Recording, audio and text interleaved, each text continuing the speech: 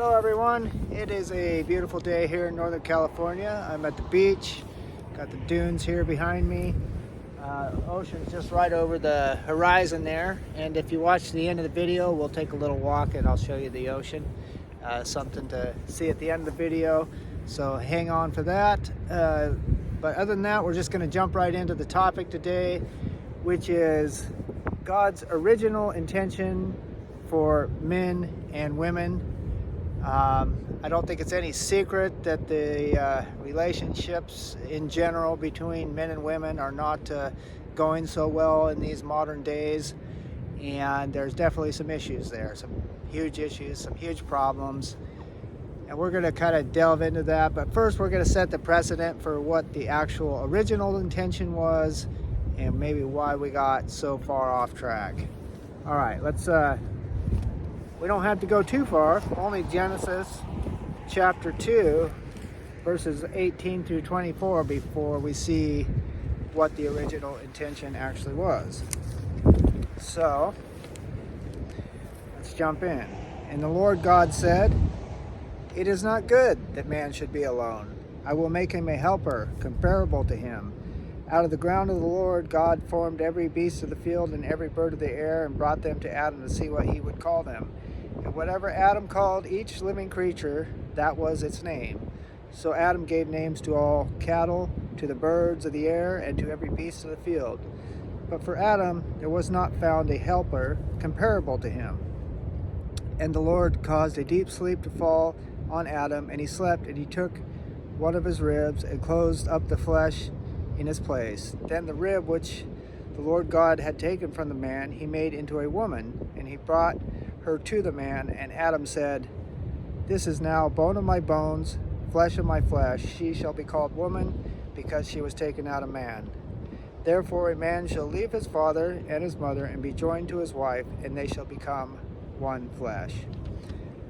So it's obvious that the intention, the original intent, was very good. God intended for men and women to be beneficial to each other, a good, beneficial thing in each other's lives. It's talked about her being a helper to Adam, bone of his bone, flesh of his flesh, becoming one flesh, becoming one, but obviously not one in physicality, but one in purpose, just like the Father and the Son are one.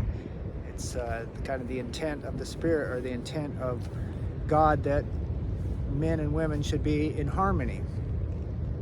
I think that's pretty obvious.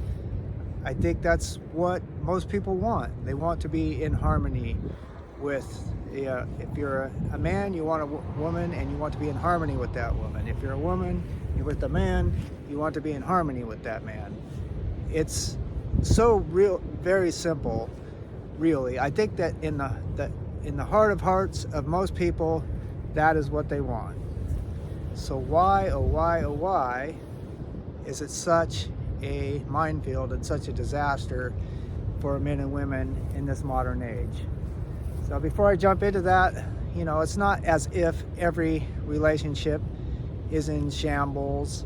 Every relationship between a man and a woman that I see is just absolute, strife and shambles. But there's a very high number of people, that I know, and just people in, even in my own life, of course, I've had plenty of struggles with women. So this is not uncommon, but it's actually probably more common for men and women to be at odds than it is for them to be in harmony. And why is that? Why is this happening so much? I would say the simplest term, or the simplest way to look at this problem, is the fact is that most men and women, many of us, aren't in harmony with God. And if you're not in harmony with God, you can't be in harmony with the other person in your life. either. I don't. So it's that, and then but then you see this situation where one person's in harmony with God and another person's not in harmony with God, and it still doesn't work because you only have one person in harmony with God. So you need two people in harmony with God and in harmony with each other. That's what it takes. It sounds very simple just saying it, but in our society that is filled with selfishness, there's no such, there's just not really much going on when it comes to self-sacrifice or sacrificing for the greater good of the relationship, sacrificing for the greater good of each other. One of the better ways I've heard it put is the best marriages are two servants, two people who have a servant's heart and are serving each other. Just like Jesus came to serve us and to die for us on the cross, he came in a lowly position, in a lowly spirit basically, even though he was God. He wants us to come together as men and women with that servant's heart. Not as two masters, meaning two people who want absolute control coming together, and then there's sparks, there's collisions, there's fireworks, there's no harmony, there's no peace. It's war. Or one person that is in harmony with God and the other person isn't, and then the person that isn't is constantly basically trying to beat down the person that is in harmony with God, and eventually that fails as well. So that's part of the problem, is you have to have two people, which is difficult to find in the world we live in. Two people that are actually having that servant's heart, coming from a humble angle, not coming from this more hostile men versus women dynamic. And I certainly understand it. I understand getting bitter and irritated and annoyed with the state of things. As a man looking at women, I've been there where,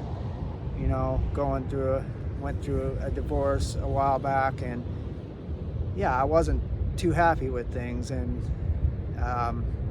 it's just, you kind of want to put all women in a box or whatever, and I know women go through the same thing, but the fact is, now I'm in I'm remarried, and I'm with somebody where we are two people who serve each other, and it's an amazing thing, and there's a big difference there, and we're two people who have that heart to make things work and serve each other. So I know it's possible from my own experience, and I've also seen it with other people, like with my grandparents, to be more specific, who are married for 50 years, and they went through things, they went through hard times, they went through struggles and all that, but I'm gonna set this down for a minute.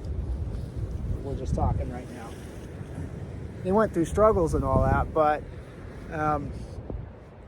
they made things work. They worked through things, and when they came to challenges, they figured it out, and that it was that commitment and that serving of each other, and they made it all the way through. 50 plus years, I believe it was. So, and that's just becoming rarer and less in our world. And I just wanted to use this channel to kind of talk about some of these things, because they are very important. There's a lot to cover here, a lot to talk about, but I think it's just going to take heart changes in people. There's no perfect people out there. That's the thing. Like, everybody's going to have something that irritates you or annoys you or hurts your feelings. If you're with somebody, it's going to happen. The difference is that you don't let that keep building, that you have two people that are willing to say, oh, I didn't know that I was hurting your feelings. A lot of times there's misunderstandings. We don't even know we're doing things that are hurting the other person's feelings. Vice versa, they don't necessarily know, and then we're thinking, how dare they do this or that, and they don't even know what they're doing that's offending us so badly. So harboring resentments, all those types of things.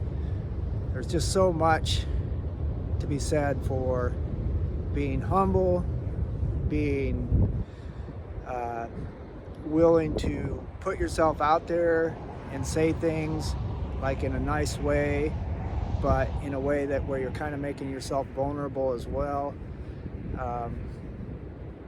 because a person could just look at you and say, well, that makes no sense or whatever. And we need to look and seek to try to understand and be in harmony with each other. And so there's just so much discord between men and women now. I see so much of it, especially online. There's such a hostile environment. Sometimes I watch some of these men's channels, and they do have a lot to say. They do have a lot that's helpful to men, I believe. Some of them are helping men understand how to be better men, more masculine men. I think that's all good, but there's also another kind of a current or an undertone of women are all the problem, and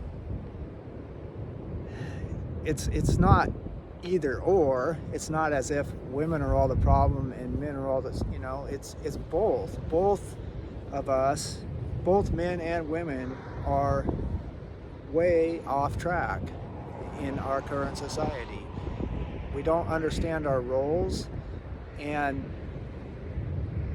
I'm speaking from a biblical perspective just for people who believe in that, because I don't think there's any other way to go. I think that the man needs to be the man and the woman needs to be the woman. It doesn't mean the man never does dishes, but you know what I mean. You need the masculine and you need the feminine.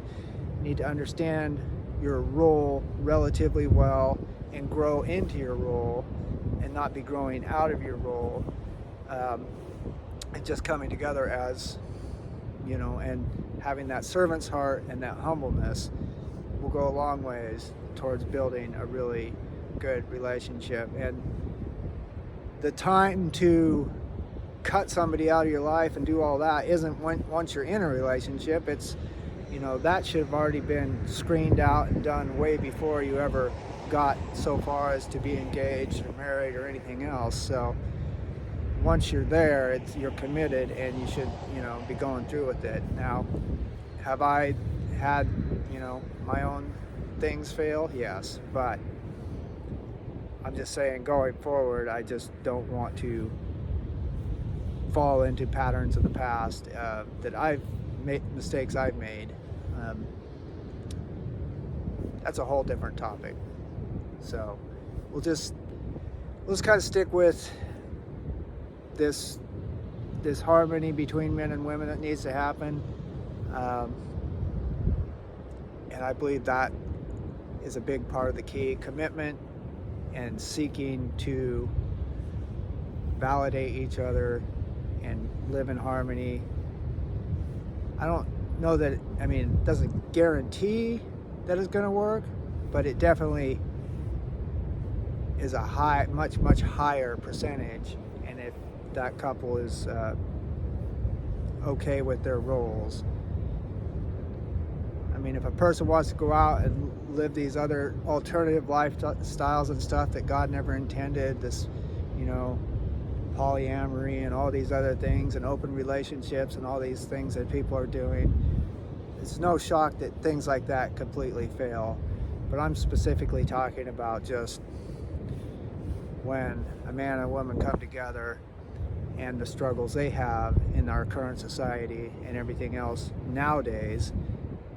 Yeah, there's big issues there. So those are some of my thoughts. It's kind of getting cold out here. There's plenty more to say on this, but I'm going to go ahead and show you guys the ocean as I promised, and we'll kind of end there. It's really cool. We'll just walk up here.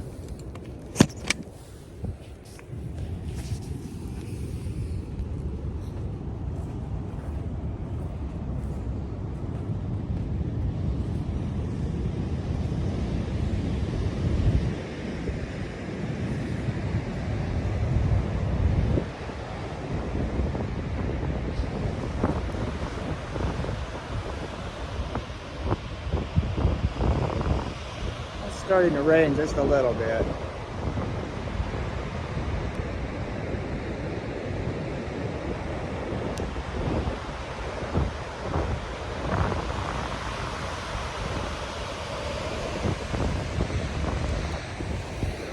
All right, we'll just end there for now.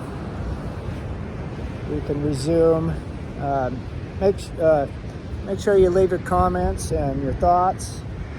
And if you guys got some interesting comments or whatever, maybe we'll kind of monkey branch off that, do a topic you guys want to throw out, or an aspect of this big topic that you guys want to talk about. We'll go ahead and do that if you so desire. Till then, God bless you. I will see you on the next video.